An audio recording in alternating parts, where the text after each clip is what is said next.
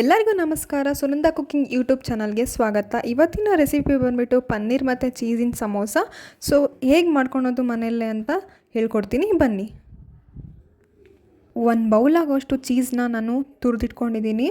Amul cheese ತೊಗೊಂಡಿದ್ದೀನಿ, ನೀವು ಯಾವ ಚೀಸ್ ಬೇಕಾದರೂ ತೊಗೋಬೋದು. ಹಾಗೆ ನೋಡಿ 2 ಮೀಡಿಯಮ್ ಸೈಜ್ ಆಗೋಷ್ಟು ಆಲೂಗಡ್ಡೆ, ಹಾಗೆ 1 ಈರುಳ್ಳಿ ಕಟ್ ಮಾಡಿ ಇಟ್ಕೊಂಡಿದ್ದೀನಿ. ಹಾಗೆ ಬಟಾಣಿನ ಬೇಯಿಸ್ಬಿಟ್ಟು ಇಟ್ಕೊಂಡಿದ್ದೀನಿ. 1 ಬೌಲ್ ಆಗೋಷ್ಟು ಕೊತ್ತಂಬರಿ ಸೊಪ್ಪನ್ನ ಇಟ್ಕೊಂಡಿದ್ದೀನಿ. 2 ಸ್ಪೂನ್ ಆಗೋಷ್ಟು ಖಾರದ ಪುಡಿ ತೊಗೊಂಡಿದ್ದೀನಿ. 1 ಸ್ಪೂನ್ ಆಗೋಷ್ಟು ಗರಂ ಮಸಾಲ, ಹಾಗೆ ರುಚಿಗೆ ತಕ್ಕಷ್ಟು ಉಪ್ಪು, ಹಾಗೆ 100 ಗ್ರಾಮ್ ಆಗೋಷ್ಟು ಪನ್ನೀರನ್ನ ತುರಿದ್ಬಿಟ್ಟು ಇಟ್ಕೊಂಡಿದ್ದೀನಿ. ಸೊ ಇಷ್ಟು ಇಂಗ್ರೀಡಿಯೆಂಟ್ಸು ಬೇಕಾಗತ್ತೆ ಪನ್ನೀರ್ ಚೀಸ್ ಸಮೋಸ ಮಾಡಲಿಕ್ಕೆ. ಇವಾಗ ಹೇಗೆ ಮಾಡೋದಂತ ನೋಡೋಣ ಬನ್ನಿ. ಮೊದಲನೇದಾಗಿ ಈರುಳ್ಳಿ ಹಸಿ ವಾಸನೆ ಹೋಗಲಿಕ್ಕೋಸ್ಕರ ನಾವು ಸ್ವಲ್ಪ ಅದನ್ನು ಫ್ರೈ ಮಾಡ್ಕೋಬೇಕಾಗಿರುತ್ತೆ. ನೋಡ್ತಾ ಇರ್ಬೋದು, ನಾನು ಸ್ವಲ್ಪ ಎಣ್ಣೆ ಹಾಕಿ ಈರುಳ್ಳಿನ ಗೋಲ್ಡನ್ ಬ್ರೌನ್ ಬರೋ ತನಕ ಅದರಲ್ಲಿ ಫ್ರೈ ಮಾಡ್ತೀನಿ. ನೋಡ್ತಾ ಇರ್ಬೋದು, ಮೀಡಿಯಮ್ ಫ್ಲೇಮಲ್ಲೇ ಇಟ್ಟು ನೀವು ಫ್ರೈ ಮಾಡಿಕೊಂಡ್ರೆ ತುಂಬಾ ಒಳ್ಳೆಯದು, ಯಾಕಂದರೆ ಈರುಳ್ಳಿ ಆವಾಗ ಹೊತ್ತೋದಿಲ್ಲ. ಇವಾಗ ನೋಡಿ ಈರುಳ್ಳಿ ಫ್ರೈ ಆಗಿದೆ, ಅದನ್ನು ಒಂದು ಬೌಲಿಗೆ ಹಾಕೋತಾ ಇದ್ದೀನಿ. ನೋಡ್ತಾ ಇರ್ಬೋದು ಹೇಗೆ ಅದು ಕಾಣಿಸ್ತಾ ಇದೆ ಅಂತ, ಗೋಲ್ಡನ್ ಬ್ರೌನ್ ಕಲರ್. ಇವಾಗ ಬಾಯ್ಲ್ಡ್ ಆಗಿರೋಂಥ ಆಲೂಗೆಡ್ಡೆನ ಹಾಕ್ಕೊಳ್ತಾ ಇದ್ದೀನಿ, ಮತ್ತು ಬಾಯ್ಲ್ಡ್ ಮಾಡಿಟ್ಟಿರ್ತಕ್ಕಂಥ ಬಟಾಣಿನ ಹಾಕ್ಕೊಳ್ತಾ ಇದ್ದೀನಿ. ನೋಡಿ, ನಾನು ಇಷ್ಟು ಬಟಾಣಿನ ತೊಗೊಂಡಿದ್ದೀನಿ, ನೀವು ಎಷ್ಟಾದರೂ ತೊಗೊಳ್ಳಿ. ಇವಾಗ 1 ಸ್ಪೂನ್ ಆಗೋಷ್ಟು ಗರಂ ಮಸಾಲ ತೊಗೊತಾ ಇದ್ದೀನಿ. ಹಾಗೆ ಖಾರದ ಪುಡಿ ಹಾಕ್ಕೊಳ್ತಾ ಇದ್ದೀನಿ 2 ಸ್ಪೂನು, ಯಾಕಂದರೆ ನಮ್ಮನೇಲಿ ಖಾರ ತುಂಬ ತಿಂತಾರೆ, ಅದಕ್ಕೋಸ್ಕರ ನಾನು ಖಾರದ ಪುಡಿ ಹಾಕ್ಕೊಳ್ತಾ ಇದ್ದೀನಿ. ನೀವು ಬೇಕಾದರೆ ಕಡಿಮೆ ಹಾಕೋಬೋದು, ಗರಂ ಮಸಾಲನೂ ಇರುತ್ತೆ, ಖಾರದ ಪುಡಿ ಸಹ ಇರುತ್ತೆ, ನೋಡ್ಬಿಟ್ಟು ಹಾಕ್ಕೊಳ್ಳಿ. ಇವಾಗ ತುರಿದಿರೋ ಅಂಥ ಪನ್ನೀರನ್ನ ಹಾಕ್ಕೊಳ್ತಾ ಇದ್ದೀನಿ. ಪನ್ನೀರ್ ತುಂಬಾ ಒಳ್ಳೆಯದು, ಪ್ರೋಟೀನ್ ಸೋರ್ಸ್, ಅದಕ್ಕೋಸ್ಕರ ಮಕ್ಳಿಗೆ ಮಾಡಿಕೊಡಿ, ತುಂಬಾ ಇಷ್ಟಪಟ್ಟು ತಿಂತಾರೆ. ಹಾಗೆ ಪನ್ನೀರ್ ಕೊಟ್ಟರೆ ತಿನ್ನೋದಿಲ್ಲ, ಅದ್ರ ಬದಲು ಈ ರೀತಿ ಏನಾದರೂ ಫ್ರೈಡ್ ಐಟಮ್ಸ್ ಮಾಡಿಕೊಟ್ರೆ ಮಕ್ಕಳು ಖಂಡಿತವಾಗ್ಲೂ ತಿಂತಾರೆ. ಇವಾಗ ರುಚಿಗೆ ತಕ್ಕಷ್ಟು ಉಪ್ಪನ್ನು ಹಾಕ್ಕೊಳ್ತಾ ಇದ್ದೀನಿ. ಉಪ್ಪನ್ನು ಹಾಕ್ಕೊಂಡ್ಮೇಲೆ ಕಟ್ ಮಾಡಿ ಇಟ್ಟಿರ್ತಕ್ಕಂಥ ಕೊತ್ತಂಬರಿ ಸೊಪ್ಪನ್ನ ಹಾಕ್ಕೊಳ್ತಾ ಇದ್ದೀನಿ. ನೀವು ಕೂಡ ಮನೆಯಲ್ಲಿ ಈ ರೀತಿ ಮಕ್ಳಿಗೆ ಮಾಡ್ಕೊಂಡು ತುಂಬ ಇಷ್ಟಪಟ್ಟು ತಿಂತಾರೆ. ಇವಾಗ ನಾನು ತುರಿದಿರೋ ಅಂಥ ಅಮೂಲ್ ಚೀಸ್ನ ಹಾಕ್ಕೊಳ್ತಾ ಇದ್ದೀನಿ. ನಾನು ಅಮೂಲ್ ಚೀಸ್ ತೊಗೊಂಡಿದ್ದೀನಿ.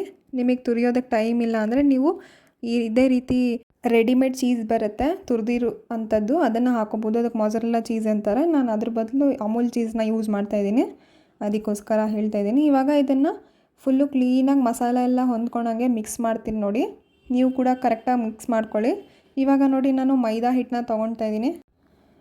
ಮೈದಾ ಹಿಟ್ಟು ತೊಗೊಂಡ್ಮೇಲೆ ನಾನು ಗೋಧಿ ಹಿಟ್ಟನ್ನ ತೊಗೊತಾ ಇದ್ದೀನಿ.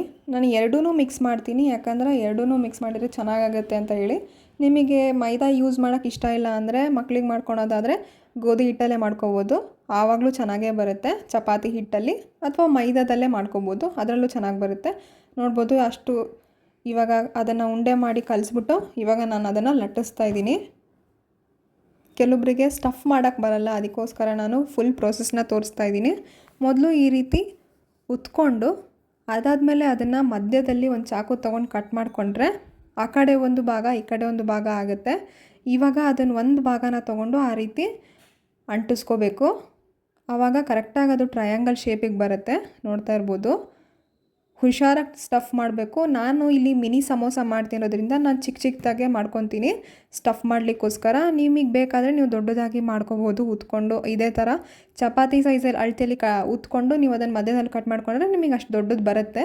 ಇವಾಗ ನೋಡಿ, ನಾನು ಸ್ಟಫ್ ಮಾಡ್ತಾಯಿದ್ದೀನಿ, ಎಷ್ಟು ಬೇಕೋ ಅಷ್ಟು ಸ್ಟಫ್ ಮಾಡಿ ಇವಾಗ ಅದನ್ನು ಕಂಪ್ಲೀಟಾಗಿ ಒಂಚೂರು ಜಾಗ ಬಿಡದೇ ಇರೋ ಕ್ಲೋಸ್ ಮಾಡ್ತೀನಿ. ಇಲ್ಲಾಂದರೆ ಅದು ಎಣ್ಣೆಗೆ ಹಾಕಿಬಿಟ್ರೆ ತುಂಬ ಓಪನ್ ಆಗಿಬಿಡುತ್ತೆ, ಆವಾಗ ಸಮೋಸ ಚೆನ್ನಾಗಿ ಬರಲ್ಲ, ಹೊತ್ಕೊಂಡು ಒಂಥರ ಅದೆಲ್ಲ ಹೊತ್ತೋದಂಗೆ ಆಗಿರುತ್ತೆ. ಅದಕ್ಕೋಸ್ಕರ ನೋಡ್ತಾ ಇರ್ಬೋದು, ಇಷ್ಟು ನಾನು ಈ ರೀತಿ ಎಲ್ಲನೂ ಮಾಡಿಟ್ಕೊಳ್ತಾ ಇದ್ದೀನಿ. ಇವಾಗ ಅದನ್ನು ಎಣ್ಣೆನ ಸ್ವಲ್ಪ ಫ್ರೈ ಮಾಡಿ ನಾನು ಬಿಸಿ ಮಾಡಲಿಕ್ಕೆ ಇಟ್ಟಿದ್ದೆ, ಇವಾಗ ಅದನ್ನು ಫ್ರೈಗೋಸ್ಕರ ಹಾಕ್ತಾಯಿದ್ದೀನಿ. ಗೋಲ್ಡನ್ ಬ್ರೌನ್ ಬರೋ ತನಕ ನಾನು ಎಣ್ಣೆಯಲ್ಲಿ ಈ ಮಿನಿ ಸಮೋಸನ ಫ್ರೈ ಮಾಡ್ಕೊಳ್ತಾ ಇದ್ದೀನಿ. ನೋಡ್ತಾ ಇರ್ಬೋದು, ಎಣ್ಣೆಲಿ ಹಾಕಬೇಕಾದ್ರೆ ಹುಷಾರಾಗಿ ಹಾಕಿ, ಇಲ್ಲಾಂದರೆ ಎಣ್ಣೆ ಕಾದಿರುತ್ತಲ್ಲ, ಅದಕ್ಕೋಸ್ಕರ. ನೋಡ್ತಾ ಇರ್ಬೋದು, ಇವಾಗ ಸಮೋಸ ರೆಡಿಯಾಗಿದೆ. ಇದೇ ರೀತಿ ನೀವು ಮನೇಲಿ ಮಾಡ್ಕೊಂಡು ಕೊಡಿ, ಮಕ್ಕಳಿಗೂ ಕೂಡ ತುಂಬ ಇಷ್ಟಪಟ್ಟು ತಿಂತಾರೆ. ಲೈಕ್ ಮಾಡಿ, ಶೇರ್ ಮಾಡಿ, ಕಮೆಂಟ್ ಮಾಡಿ, ಹಾಗೆ ಮುಖ್ಯವಾಗಿ ಸಬ್ಸ್ಕ್ರೈಬ್ ಮಾಡಿ.